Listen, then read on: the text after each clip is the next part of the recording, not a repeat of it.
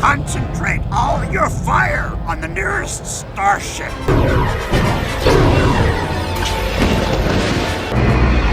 When you need the heaviest artillery on the battlefront, look no further than the SPHA. What's up, MetaNerdz? Today we'll be taking a look at the inventively named Self-Propelled Heavy Artillery, otherwise known as the SPHA. Using canon and legend sources, we'll do a deep dive into this massive artillery piece, learning its capabilities, stats, role, and all of its variants. The Grand Army of the Republic took to the field of battle with a wider range of weaponry at its disposal, suitable for all targets in any planetary battlefront imaginable. For the heaviest, most well-protected targets, the GAR fielded the Titanic SPHA line of artillery cannons. While each variant mounted a different weapon, all SPHA shared the same chassis, with a length of 140.2 meters and 20.6 meters in height. The bulk of the SPHA resembled a small building more than a combat vehicle. This size was necessary to contain the massive reactor which powered the weapon systems of the Walker, while making sure that it was heavily armored, especially in the frontal quarter, as any damage from incoming fire could cause catastrophic meltdowns. They were staffed by a crew of 25, 10 of these being dedicated gunners which were housed in the Walker's command deck.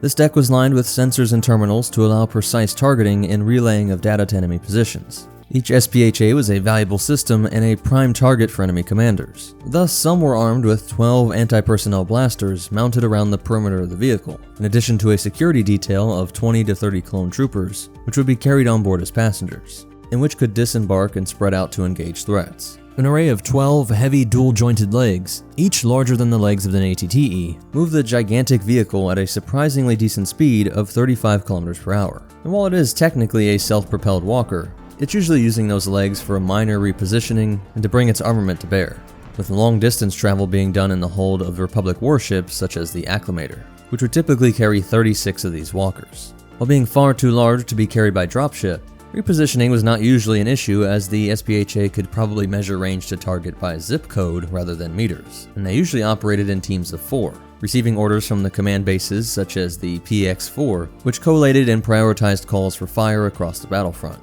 These orders would then be relayed to the SPHA commander, which would go into action against the most protected and valuable targets that other weaponry couldn't touch. And they were only used against such important targets since they had a limited number of shots, after which they would be rotated to the rear, and either act as mobile bases holding down already gained territory, or ideally being replaced by freshly charged SPHAs. And now looking to the variants, we'll start with the one we're most familiar with, the SPHA-T, T standing for turbolaser. 100 of these were deployed along with the rest of the clone army at the First Battle of Geonosis, proving devastatingly effective against Separatist core ships. Unlike most turbolaser cannons, the SPHA-T fired a solid beam of white-blue energy, which behaved more like a laser beam, though which would in fact be a steady stream of plasma. There is similar weaponry in the RX-200 and even the Death Star laser, in that the T's beam was composed of a number of sub-beams, which combined together through a curved emitter dish to form a single collimated beam. This massively powerful beam would lance directly into targets, but would require a clear line of sight. While this line of sight requirement theoretically made the vehicle susceptible to return fire, in practice they were situated far behind Republic lines to be out of range for most Separatist weaponry. The unwieldiness of this beam rendered it ineffective not only against aerial craft, but even most tanks and other ground vehicles. But it's not an issue if you use it for its designated role, engaging major targets and keeping them away from clone forces to batter down enemy installations during siege warfare. If Mace Windu's army on Dantooine had access to these things, they could have kept the seismic tanks of the droid forces at bay. During planetary sieges, SPHATs could wear down the shields of major cities or even military bases. And while this may take months, in some locations this was the only option. General Kenobi. Commander Cody. The siege goes well. With our continued barrage, their shields should be down in 3 months. But we've been here a month already. Yes, sir. We're right on schedule. Let me pause to thank BetterHelp for sponsoring this video. BetterHelp is the world's largest therapy service, and it's 100% online. With BetterHelp, you can tap into their network of over 25,000 licensed and experienced therapists that can help you with a wide range of issues. To get started, you just answer a few questions about your needs and preferences when it comes to therapy. That way, BetterHelp can match you with the right therapist from their network. Then you can talk to your therapist however you feel comfortable, whether it's through chat, text, or a video or phone call. You can message your therapist at any time and schedule therapy sessions when it's convenient for you.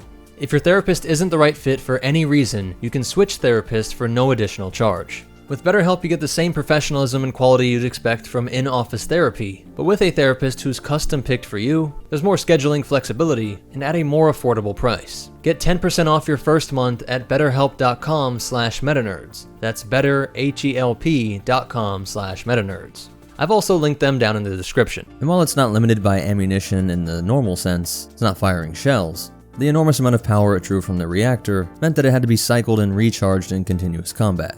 But if plugged into the systems of a Venator, for example, they could easily be fitted to use in an anti-capital ship role, something that Anakin Skywalker actually came up with, and what we see to great effect in the Battle of Coruscant. And when the Republic didn't have an orbital blockade, CIS warships could drop into high atmosphere and use their capital-grade weaponry to rain down destruction on Republic forces, an orbital bombardment. When they did this, SPHAT batteries were powerful enough to penetrate even capital ship-grade deflector shields, preventing SEP warships from having an easy go at Loyalist forces when they weren't present. It was much easier to leave a few of these behind than an entire fleet in orbit. And this is also what's happening during the First Battle of Geonosis, punching right through the core ship shielding and grounding them with concentrated fire, preventing them from escaping with their payloads of battle droids and more war machines. The SPHA-I, for ion cannon, traded the dorsally mounted turbolaser with a heavy ion cannon. And while it lacked the destructive power of its turbolaser cousin, it could more rapidly overwhelm a shield generator, not destroying any targets, but bringing down the enemy's defenses and paving the way for the SPHATs to be even more effective. And when paired with ground defense forces to be used against enemy warships, the ion cannon effect could be deadly, disabling thrusters and repulsors, causing the massive capital ships to free fall to the surface. It would have the same effect what we see with the core ships. In that case, the repulsors were destroyed, but being ion disabled would have an equally catastrophic effect. The SPHA-V, V for anti-vehicle laser, took the mass and power out of the original and turned it against more mobile ground targets. And while no images of it exist, it is said to have the same chassis and specs as all the other variants, including the considerable crew and size. And it's likely that the main armament, the anti-vehicle laser, was located in a rotating mount to enable it to better engage vehicles in any direction. It had to move quicker and fire with more precision, and use far less energy in the beam, still being enough to destroy an AAT or spider droid. Hopefully one day we'll be able to see this beast sniping SEPI armor from across the battlefront with semi-rapid fire. The SPHA-C traded out the armament for a concussion missile launcher, which wouldn't have been something you see on a gunship, but at this size it would be a capital ship grade launcher. It has the same bulky chassis, but would not require the immense reactor used to power the laser. And so you can imagine all this space was used for an armored magazine to keep all those concussion missiles continually firing. And since concussion missiles come in sizes ranging from anti-vehicle to capital ship busters, the SPHA-C was likely very versatile and able to engage a range of targets depending on its ammunition load. This type of vehicle is very unique, being one of the only ground-based vehicles to be armed with concussion missiles in all of Star Wars. Continuing the trend of physical-based munitions, the Self-Propelled Heavy Artillery Mass Driver Cannon mounted, well, you guessed it, the same thing we see on top of the ATT. The SPHA-M cannon propelled a physical shell at incredible speed, usually enveloping the round in energy to increase its speed and penetration, so a coat of plasma over a real artillery shell. If this was scaled up, being on a longer rail system afforded by the vehicle's massive barrel, the range of this artillery piece would be unmatched by anything else out there. This class of mass driver could penetrate directly through most deflector shields, though ray shield and concussion shields would usually have sufficient power to stop such projectiles. The ray shields strong enough to do this, however, were typically mounted only on the most important installations and large warships, leaving most, even shielded targets at the mercy of the SPHA-M. It's possible these were deployed during the Battle of Munilist, with their parabolic rounds curving down into their targets, unlike the plasma beam or laser weaponry. But since this variant moved around via repulsors rather than feet, we're back to the issue of finding space for a large reactor, for the power-hungry systems that are repulsors at this scale. All of these SPHA variants served the Grand Army of the Republic as effective super heavy artillery, and these vehicles were even known to temporarily continue into Imperial service during the early years of the regime.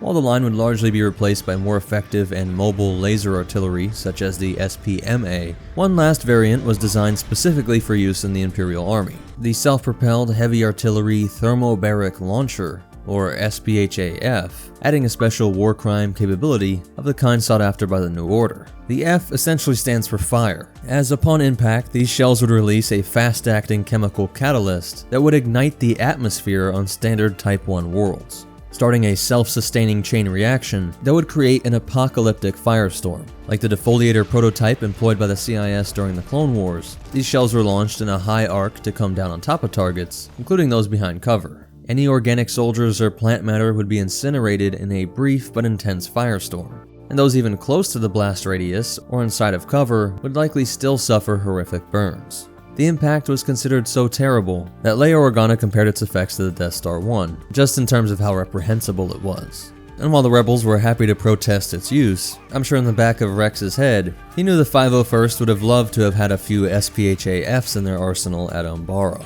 Apparently, cooking enemy troops and civilians alive was a bit too much even for the Empire, and their use is hardly mentioned. It is unknown when they were retired or how extensive their use was. Their ability to sear down vegetation to expose partisans could be considered even more useful than their direct impact. But since it was so gigantic and hard to deploy, it would kill everyone in the blast radius in a way that was terrible for PR. There's not many instances where this could be used, as really you would only use this thing on a remote, hidden jungle base. And so it is dark to think that the main rebel base on Yavin would have been a prime candidate for this kind of fate.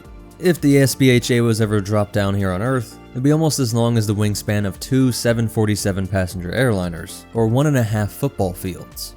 This colossal walker dwarfed everything else on the battlefront, being longer than 15 SEPI AATs, or even 7 Imperial AT-ATs, while being about the height of 2 MTTs stacked on top of each other. So it's a good thing the SPHA was well armored, because it was sure hard to miss. That's it for the breakdown. As for the cool facts and behind the scenes stuff, early concepts for Attack of the Clones had the SPHAT moving via a system of massive treads, but this was changed by George Lucas to a leg system to match its AT-TE cousins. Like many Star Wars vehicles, its size seen on screen doesn't quite match the size in the databank, seeming to be more around 60 meters in length. And these things are similar to supermassive artillery guns from real history, such as the Gustav and Paris guns, which could shell their targets with multi-ton rounds from dozens of miles away. Like in Star Wars, these giant artillery cannons fell out of service in favor of smaller, higher precision artillery pieces that didn't take months to assemble. So that's it for the breakdown. If you made it this far, please hit that like button, share the video, leave a comment, and subscribe. And check out one of these videos, I'm sure you'll like them. But most important of all, remember, there's no Geneva Convention in the galaxy far, far away, and the Force will be with you. Always.